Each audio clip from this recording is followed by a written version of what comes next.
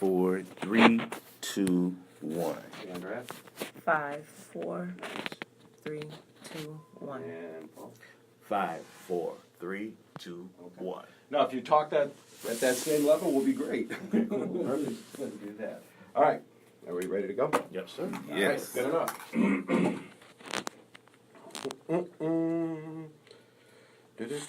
In 3, 2. Welcome to another WKTV Profile, the podcast edition. Today we are talking with one of our longtime content creators and a couple of the people who have been working with him on his latest project. Joining me, Moe McCoy. Moe, how you doing? Oh, I'm doing excellent. Okay, good. And I'm not just the content creator. I'm the king of content. As you get, got those the of you crown. watching live on the feed, you could see, he's just the king. I'm the Last king of week he content. was the detective. This week he's king. Is this guy schizo or what? I don't understand. Also joining us in this podcast today is Andrea Tyler. Andrea, how you doing? Good morning, I'm great. Excellent. Yeah, morning is absolutely right. First thing in the morning. Actually, the one who gets to be the schizo one, though. Oh, you are. All right, we'll get into that. I'm already frightened, but we'll get into that in just a second. Also joining us in the round table, literally and figuratively, is Paul Hendricks. Paul, how you doing this morning? Good morning. Blessings, everyone. Thank you for having me. It is. Hey, it's my pleasure having you guys here. I want to start off, Mo, with you because you've been here the longest. I mean, you were here when I started, which was quite a few years ago. Now, when you first... Currently, you're in the process of putting together yet another movie. Yeah. You have a couple of them already that you've done through here. When you started here, was that your original intent to do movies, or did you start, just kind of learning everything and then moving up from there? Well, when I started, I was a rapper. So I just wanted to make music videos, and that wasn't what they were looking for the channel, just a music video here and there. They wanted me to have a TV show, so I came up with Fireproof TV to play my music videos and behind the scenes of, me touring and things like that.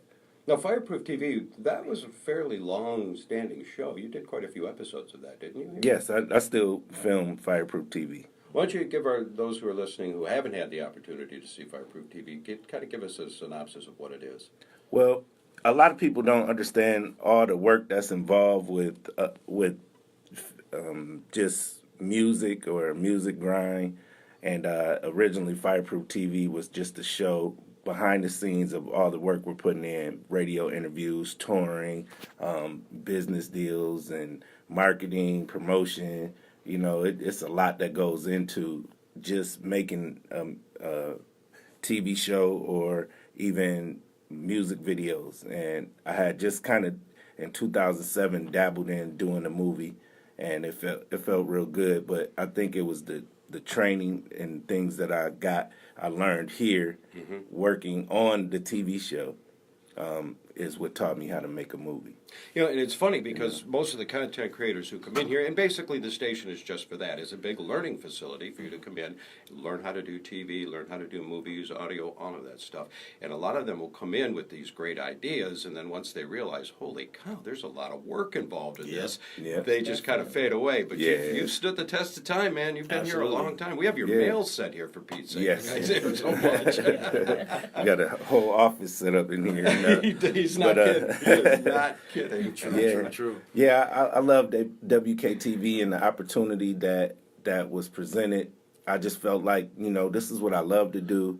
And I got a lot of training within volunteering for, filming football games and concerts and basketball games. We did all kinds of stuff, and that kind of really sharpened me as a content creator. And I just really fell in love with shooting, with filming and just looking through the lens and being able to tell a story on the screen, and so I'm a persistent person, and so I just really, really want to learn things that I put my hands to. So, Andrea, when did you get hooked up with this guy? I was back in Houston.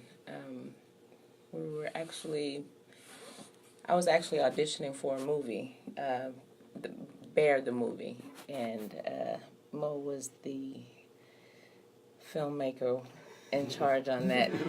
What's that look for? That's a whole other You have to story. understand, That look is- this guy came sliding in out of left field on a white leather couch like he was a knight in shining armor, and I was just the casting like, couch, Mo? The casting couch? Come on. Hey, she was looking good over there. that's exactly what happened. I think my eyes rolled out of my head and out the door. But he's a persistent guy. Mm-hmm. Needless to say, I'm still here.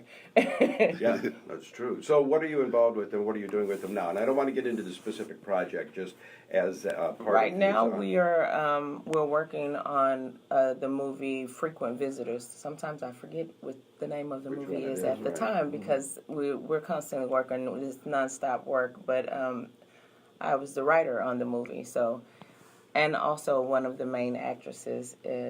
Well, actually three. Like I said, we'll get into that later. But it's just like I said, a lot, like you said about a lot of people who volunteer and learn and come in and do these things. You have no idea what it takes behind the scenes to put everything into. You have to start with writing and casting and audio voiceovers and everything, lights and just so many things that you can't even name. And it's kind of baptism by fire, isn't it? Just get Most in there definitely. and do it. Yeah. You either can do it or you can't do it. That's just the way I look at it. And you guys obviously can. Paul, how did you get hooked up with Paul? By his cousin, his name is Andrea Banks. He was a childhood friend of mine I went to school with when I relocated from New York. I'm from New York City, but I have family that relocated here to Grand Rapids when I was about 16 years old. I went to Ottawa Hills High School from sophomore to senior year, and then went back to New York, followed my dreams, became a working professional music producer in the industry. And I would come back and forth, and through reconnecting with his cousin, I was introduced to Moe, because he was already doing like independent films and music videos and building his content, resume. And he had a distribution situation with a company called Maverick, and he was also consulting with a music distribution company out of Atlanta at the time that he referred to his cousin. And we would just dialogue about some of my resources being in the music industry and, combining, figuring out how we can combine our efforts to build a working relationship. And then I came back from New York early this year. And we were out of touch for a period of time, and we reconnected early this year, like maybe spring into the summer. And he was showing me what he was doing, I was showing him what I was doing, and it just happened organically. We just started being joined at the hip, working on. First I was helping him with some music supervision for a film he shot a few years ago that he was editing. That was like the start. I added some songs in the film, that I licensed. Did a little bit of music beds to put into a couple scenes. And I actually sat in on a lot of the editing and just gave my 2 cents on some of the editing process, which I learned as I was going along with him, and that experience inspired me to do more in terms of film production. I had collaborated in a couple of independent films with production companies in the past, but it was more on a music-based level, like me contributing music, not necessarily producing. So it was an aspiration of mine I've always had. Just need the opportunity to find someone that I could share like-minded, creative energies with. And that's kind of what Moe is to me, you know what I mean? So we bounce off each other, just collaborating on visuals for music videos, content for live concerts that we've covered here in Grand Rapids, and then of course the independent films that we're collaborating on. So I'm like a contributing producer to the films that he's working on right now. And keep in mind, it's not Mo, it's either King Mo or his real so one of those two, we may as well get it right. The crown is sparkling in the.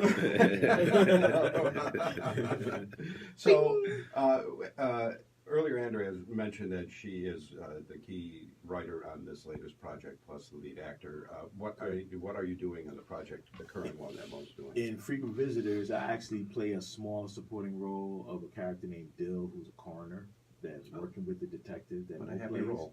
Yeah, exactly. So as there are homicides taking place within this content of the story, and he's investigating it, I'm giving him information as to what I discover with the victims of these homicides. And my personality is quirky, but also street smart. So it's kind of fun, like I did some supporting roles in 2 independent films back in 2005. So it's been a few years, but I'm having a great time. Andrea is an excellent writer. It's very inspiring to see the pages that she put to the script come to life. You know what I mean? Mm-hmm. As we do the scenes and we do the set locations and the wardrobe, especially the wardrobe. Like when you see me in wardrobe, it's like I'm a completely different person. Really? Yeah, definitely. And I got the lab coat. You look like a coroner. The bookworm pens, the glasses. Yeah. Oh, wow, yeah, really? Yeah, it's fun. It's fun. It's fun. So That's I hilarious. got to thank Andrea for inspiring me to bring out another side out of myself creatively with that.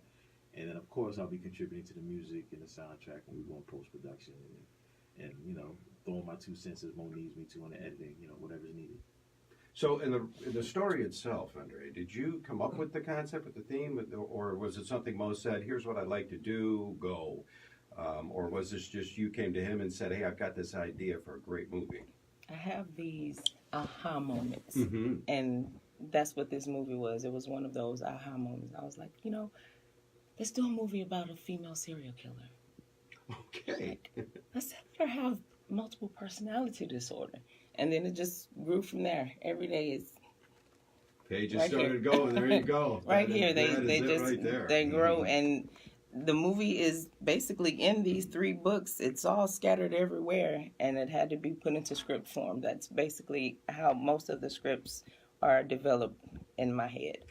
So can you give us the Reader's Digest version of it without giving away a great ending or anything like that? Or Well, it's about a very, very intelligent female who developed a rideshare program to get the drivers to patrons faster within a small area.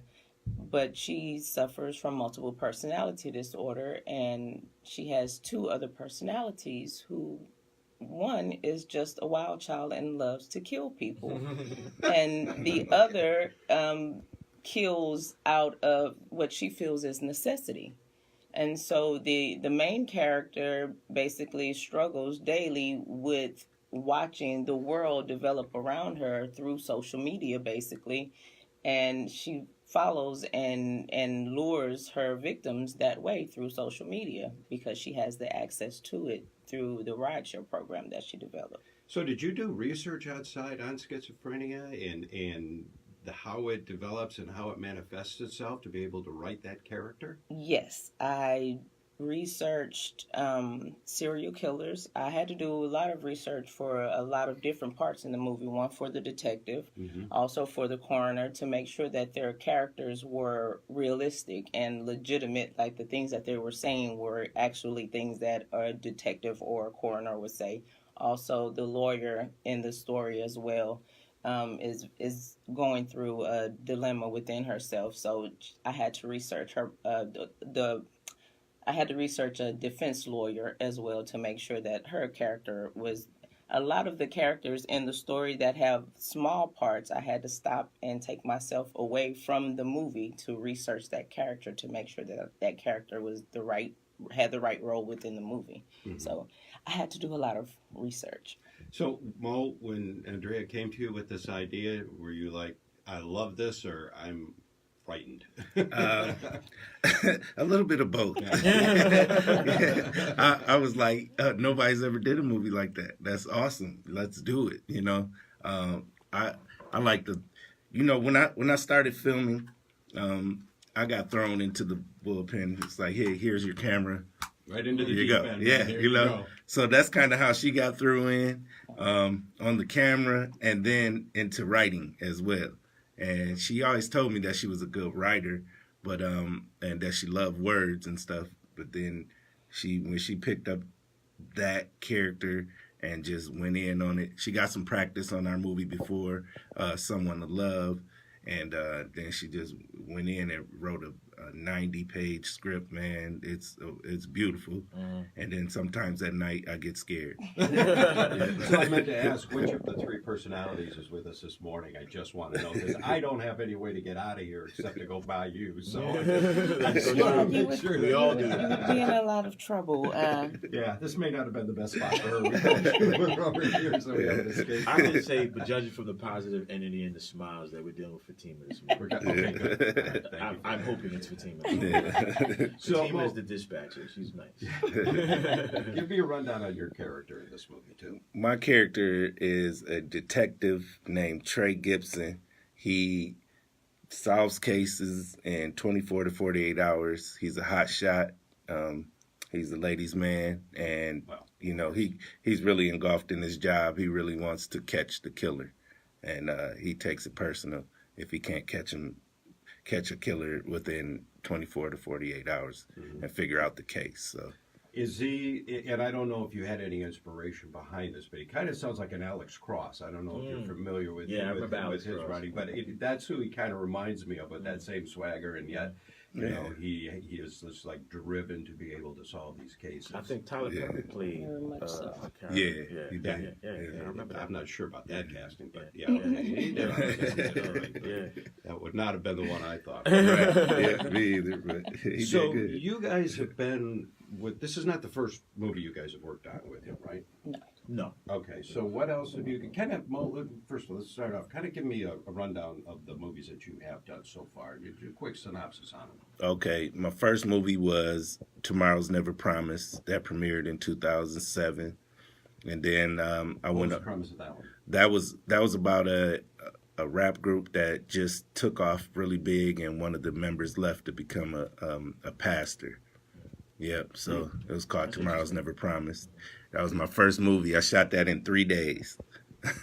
Oh, nice. Yeah, I was just learning then. So then my second movie was The Perfect Romance, and I shot that in I can't remember. Oh yeah, 2014. So I went on tour with my music between that time, and then I just really had found passion in filmmaking. And so when I got back off a tour, I just went and started a movie, and we did The Perfect Romance in 2000. Fast forward, in 2018, it got picked up by Maverick Films and distributed worldwide with Walmart, Barnes and Nobles, online, everywhere. Beautiful. And yep. So then my next movie after that was 31, a short film. It was a short horror film. When I premiered The Perfect Romance at Celebration Cinema, I asked some questions. I said, when's the best time to put out a movie? And they said, oh, Christmas. And I said, okay, cool. And then I said, well, what's the best kind of movie to put out? What's the number one selling genre? And they were like, horror. So that really jumped me off into horror. And so I made 31 horror film, a short film that's available on my channel. And then I made, 31? yeah, Apartment 31. It's about a... Oh, I thought you said you made 31 horror No. films. Okay. All right. I blew up away I right was going to there. say, no wonder you I got to get on it. Yeah. Okay. So, yeah, so that one came together organically. It was about a killer in Apartment 31 that, you know, he lost his whole family due to a fire, and then he just started killing people in the apartment. So he would, creep people out in the hallways. And so that was just a short film. Then the next film I worked on was the Tickler horror film. And so it was a horror comedy. I shot that in Houston, and then we premiered it down there. Then after that, I got on to Angel horror film. And that was pretty much the hardest film I ever made. It took 4 years to make that movie. You know, just throughout all the adversity that comes with making a movie and a horror film. I learned that you go through kind of what your movie is about. You go through it. So when I made comedies, I had lots of laughter, lots and lots of laughter. When I made horror, horrible things happened. Really? Like my house burned down, Hurricane Harvey, 2 car accidents, one thing after another. It just was horrible. I said, you know what? Maybe I'm not fit for this genre. I was going to say, at what point in time do you go, let's make another comedy? Yeah. So that's when I came up with Someone to Love. So now you're talking about serial killers who are schizophrenics. What are you? Yes. Are you trying to tell us something, Mo? No. You're hearing voices? She wrote that one, so. But she did experience something that has to do, basically, do with it as well. Sent me into a split world, a split reality, actually. I suffer from epilepsy. So I recently had multiple seizures back to back, and sometimes recovering from the seizures, you're stuck in a void.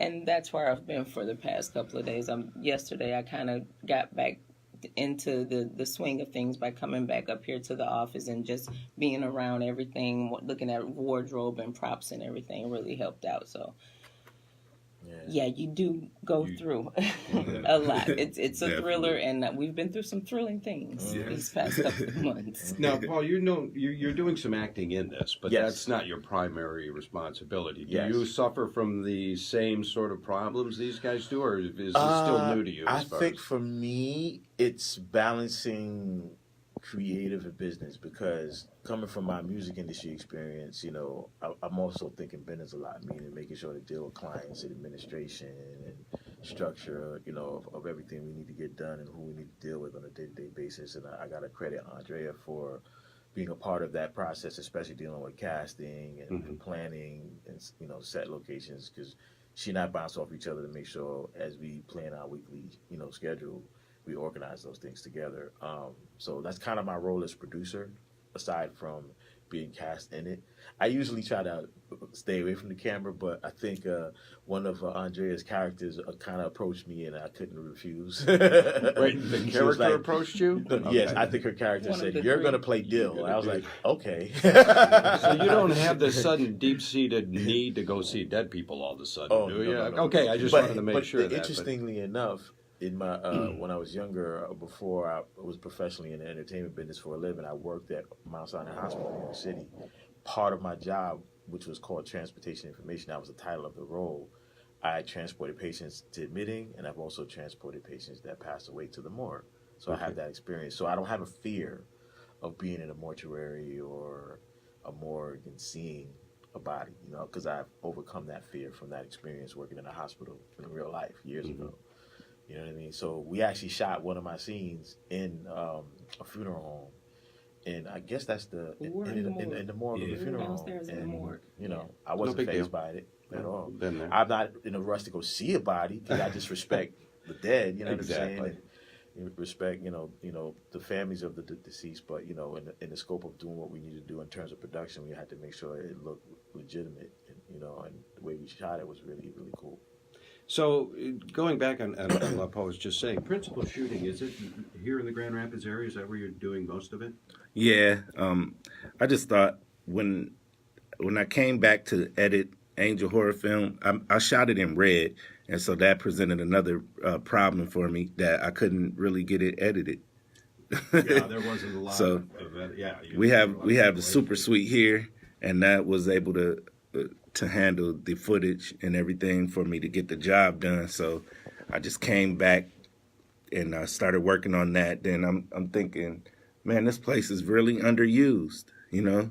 And I said, well, maybe I'll have a casting call and do another movie. You know what I mean? That'll That was the reason you wanted to do another movie? Because yeah, it was just available? yeah, I just felt like, you know, this is a great place, WKTV, and it's in our community, and nobody's accessing it. And so I said, I'm gonna stick around. I got done with the Angel Horror Film, and I said I'm gonna stick around and make another movie, Someone to Love, and help get some people in here. And then we had a really good casting call, and more people started signing up and stuff, and then we came up with another movie, and you know, I just love it. I love, you know, filming, and I love creating content, and I just love WKTV. It's where everything started for me, and it felt like I came full circle. And then it was a lot of opportunity here for me to you know, fill a void that was missing, and just feels good to be able to help. You know. Well, and again, you know, that's what the station is all about. I mean, it's basically here for content creators such as yourself to come in, use the equipment without charge, and just get everything done. Everything you need to create that movie is here, with the exception of, you know, great talent like Andrea and Paul and the writing and doing all of that stuff. Right. That you need to bring to the table. But equipment-wise, yeah, everything you need is here. Yeah. And available. I mean, we just got a new red, by the way. Oh yeah, I seen it. Yep, I peeped it. They're unpacking it as we speak. I'm kind of favored to the Black Magic for some reason. Red just was too much setup for me. I'm a running gunner. I like to shoot. I'm a shooter, you know. And that setup is just a little too much for me. And I didn't like the fact that the red didn't have sound on it. You know what I mean? Right. So I could reference it, and that was a big deal for me. So I'm sticking with the Black Magic, but I do like that it's here. You know. Now, do you feel you've become really proficient with the Black Magic now since you've used it so many Yes, times? yes. It's kind of second nature now. I was afraid of the Black Magic back before I used it. I was like, man, I don't know how to use that thing. Yeah, but been working with the Ursa Mini, the Mini Pro. I'm a beast at it now. You know.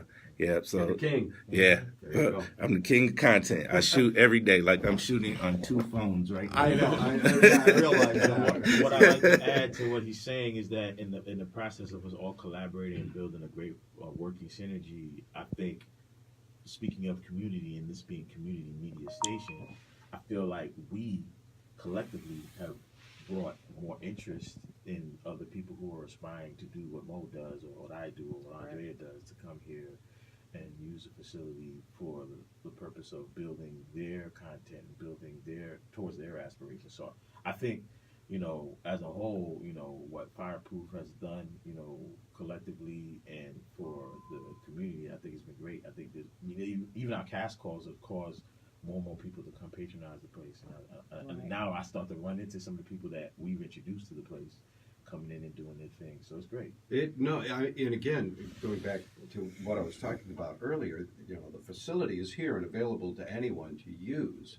And we talk about it. I mean, WKTV.org, you can go on their website and kind of see all the equipment that's available, and we can talk all we want to people, but it's when their peers, much like yourself and Andrea and Mo, when you say, look, this is what we can do, here's what we've done, that has meaning to people, and that has a tendency to motivate people more than us saying, hey, you know, come in, this is what we can do for you.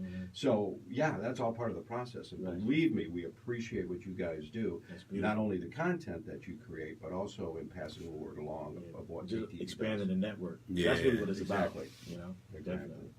So we were talking about distribution earlier, and you've had some success with some of your earlier movies. What are your plans for the latest? Well, I had distribution with Maverick, and I loved it. I loved it, but I'm feeling I'm always up on the new thing, and being that I can go directly to my consumer, I felt like YouTube, Facebook, Instagram, you know what I mean? Oh, absolutely. So I feel like we're just gonna keep going straight to. We'll do some premieres. We'll premiere it on the channel. We'll premiere it at Celebration Cinema South, and then straight to YouTube. And you know, do you have a date that you're shooting for as far as releasing? Not for frequent visitors. We want to get it all wrapped up and complete, and then we're taking a different approach on our marketing this time. Where we just have the complete product done before we even pick a date. Okay. Yeah, so I think that's just a step forward. So currently, to see the stuff that you've already done, your finished products, where's a good place that people could start? I have a YouTube channel. It's called Fireproof TV. So you just type it in. You'll see me there with some big glasses on. And Not the boom. crown? Yeah, not the crown. I got to update it. Okay. Yeah, I started that channel back in right when YouTube started. Yep, so I got over 850 pieces of content on there, including movies, TV commercials, trailers, skits, shows, fashion shows. We got everything. Yeah, on there. you have done. Yeah. You have done a lot of different things at this station. Yeah, yeah. I've been involved not involved in them, but I've been here to Yes. watch a lot of this Yeah. stuff unfold and to witness it. And Mhm. it's amazing how you have utilized this facility. Yeah. It really is. It's phenomenal. This is what it's for. I mean, Yeah. for people like you. Absolutely. And those Yeah. listening or watching out there who have similar ideas, Yeah. again, it's a long process. You have to learn. It's not easy at first, but when you stick with it and it finally clicks, this is what happens. Yeah. Absolutely, I agree. Yeah. You know, most paid his dues, and you know, I'm just excited to be a part of his process and what we're working towards the future. Mhm. So, speaking of, and I know you're deep into this one right now, do you have any plans? Is there something out there that you kind of want to do once this is completed? Well, we got to complete our romance movie.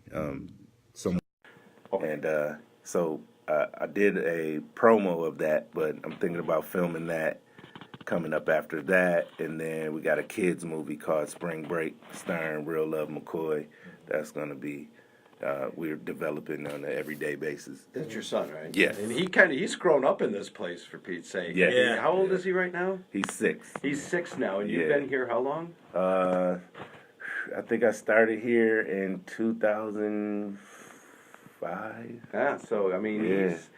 you have been here his entire life, and I Yeah. know he's been here a lot, so Well, he's very familiar with everything that goes on. And since a baby, he just popped out a superstar. Like, I mean, Okay. he Do would we have jump. film on that? I mean, yes, we do. I filmed everything. Okay. Yeah, so he used to like break out of his high chair, jump off of it, and then bow. I was like, who taught him that? You know what I mean? It's just that there, Papa. He got Papa's G's, man. Yeah. He's a showman. Yeah, Yeah, he is. he's definitely a showman. Oh, that's He has funny. a big personality. You can't miss Real. So, are you guys planning on? And this is more for Andrea and Paul. Are you guys planning on continuing work with Moe, or is this kind of you're gonna try to do some stuff outside of this? I'm just kind of curious as to what your plans are from here on out after this current movie is done. I have most definitely planned to continue. Basically, well, mostly because it's allowed me to do something that I'm extremely passionate about. Like Mo has said before, words for me are just, I want to know how they all go together and, you know, how to break them down and put them together. And, you know, so I'm intrigued by that. So it allows me to do that. It allows me to do something else that I'm great at doing but hate to do. And that's just dealing with a lot of people on a regular basis. I'm really good at corralling people and keeping everybody in order and in line and making sure that everybody is where they need to be and when they need to be. So it allows me to do that thing, and I'm able to feed off of these two guys. They have the greatest energy, so They do. I wouldn't give it up for anything. So, do you have any ideas floating around for another story? Came or- up with one last night. Did you really? Yes, definitely. Oh, here we go. Yeah. I Jot came, stuff up down, with, make a I came note. up with one last night, and I didn't have a pen available, so I jumped up and grabbed my phone. It was at 3%, but it's about some government cloning in a small town. So. Oh, man, that is just you're a scary woman. Glad you're on our side. Yeah. Trust me. Do you have formal writing experience, or is this something you just picked up and I love doing this and just kind of self-taught? It's mostly self-taught. Love doing it in school. Growing up from elementary on up through high school, started doing a little college, and my professors in college always gave me good credit, but I was never able to just sit still in college, so I had to let that go. But like I said, I'm always learning more, teaching myself more, researching more. So the learning never stops. Right. Whether I'm formally in school or not, I still have to teach myself. Do it. And you, Paul, you plan on sticking around with Absolutely. This guy's not going to let me go nowhere. him? He's not. He's found it. Yeah. He'll start the morning, Grand Rising King, morning. That's another. That's another thing. but, Paul, you know, yeah. I'm a music producer also by trade, you know, which is part of my career. So I actually have a music project, which Mo's been a big help with. We shot some visuals to support some records I produced that'll be coming out in the new year. It's a music group called Crossroads. It's a concept project I'm executive producing actually, with an artist from Detroit. who has collaborated with Eminem in the film 8 Mile, and he's like a fixture in the Detroit music scene. And we linked up in the past year, and we worked on a whole album project over the course of the summer. So when I wasn't here in Grand Rapids, I was in Detroit recording. So I'm going to finish up that album, and finish up these videos that we shot. I actually did a music tour in October in Europe with a classic hip hop group out of New York from the 90s era, and we opened up for them. We got a lot of great footage from that. So I've tied some of that into some of the visuals I'm going to use to market this new project. So I'm excited about that. Let me a quick question. Sure. You now, and we've touched on this earlier. Somebody who's interested in doing content creating, somebody who has visions but just not. What would you tell them to do? What would be your suggestion? I would first say, because this is advice I would even give myself, which I have yet to do, take the classes, meaning, learn how to use the equipment, learn the etiquette of production and network. Because someone you run into in this building may be doing something that could be of use to you. For example, Moe met with another producer, director, editor here, Scott, and he's a really great guy, and we talked about how we could possibly find some creative synergies in the future. So I feel like when you come here and you use what this is, which is community media, use that to your advantage. Network with the people you run into here, educate yourself about the process of filmmaking, the use of the equipment, and also support the station by getting some experience filming content for the city, like the games and stuff like that. Because I came out to some of the games and I had a great time. Yeah, that truck is fun to work in. So yeah, that was really cool. I've never been in one of those trucks up until now. You know what I mean? So seeing that behind the scenes, the transitioning while you're filming on camera, running the scoreboard and all that, that's something you could learn from. Let's say, hypothetically speaking, if you wanted to get into sports and you may not be an athlete, you could be like, all right, let me figure out how I could be a part of the production of filming content for athletes at a game or a stadium. And that's something you can educate yourself about here. That's a very good point. Thank you for making that. Absolutely. And the only downside to that is you really will never watch sports the same way. Exactly. Because you pick it apart, you're looking, you know what's happening in the truck, you know who's doing what, you know what's supposed to be going on. Yeah. It's like I watch ABC and I watch a game. I look at it completely differently. Right. Now. Yeah, you do. You're looking at how cameramen do their shots and when the stuff amazing. happens. And I start to notice the cameras that are floating overhead the arena, like especially football games, because they have so many different cameras on cables like floating around to get all that footage. And it's only a matter of time before we get some of those too. Oh yeah. I tell you, that's the one thing about this facility is they provide content creators such as yourself with the best stuff. Absolutely. Tom does a great job of finding what's needed and getting it. Yes. And using it.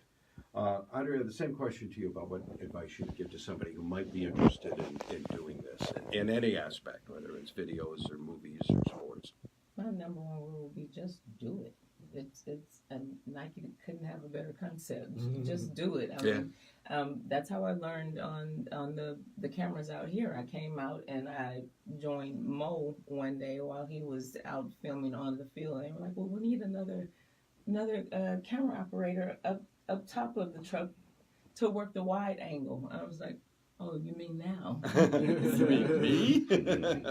So after I did it that day, I was back the next week, and the next week, and the next week. So just do it. Like you get into it, and you just develop this feel for it. We eat, sleep, and breathe this thing around here. Like a lot of people ask me, like, "Well, how do you like Michigan?" I'm like, I don't know anything about Grand Rapids. I know about WKTV. That's where I've been since I've been here. I had a little time to leave and go back home to Texas, and I came right back, and I'm right back here. So This isn't your first winter here, is it? it is. And it's been an easy one. It's been easy so It far. could be worse, to be honest. So I've been told. I've spent some Michigan winters. So It I've could been be told. worse. Yeah. This ain't nothing. So, Mo, I'll let you wrap it up with the same question. What would you say to aspiring content creators? I would say, come up here, take the classes. It's available. We need more content on the channels. Your content will be seen. It's a beautiful thing, and I love to work with new people, help them kind of learn editing, filmmaking, I like to teach them how to set up and tear down equipment, you know, just because that helps around while we're working. So it's something I, you know, I really push for people to come and access this equipment. You know, something we really didn't touch on, but is incredibly important, especially for content creators such as yourself. You own what you make. We don't own it. You do. Absolutely. All we ask is that when it's finished, you give us copies so we can air it. That's it. But you own your content, and you do with it what you want, however you want. So I think that's really important because a lot of people think, oh gosh, if I go there and use that stuff, it's their movie. No, it's yours to do with what you want. We're just here to help facilitate its making. Yeah, and I appreciate that. That goes hand in hand with what I do. When I filmed in Houston with the Red camera, I spent over 50 grand just to make that movie, and I was like, it's got to be something better than this because I'm homeless. But I got a movie. You're not homeless, So, Mo. no. You live here. Yeah, I live here. So we're good. Yeah, but this saves a lot if you're into filmmaking or making videos or TV shows. This is going to save your bottom end. It's going to save it. So. And it's fun. Yeah, It's I very love it. fun. Yeah, I love it. Well, I want to thank you guys for being here. Moe McCoy, I appreciate your time. Andrea Tyler. That's who you are today. I appreciate you being civil. And Paul Hendricks, thank you. All three of you guys, continued success. Love having you here at the station.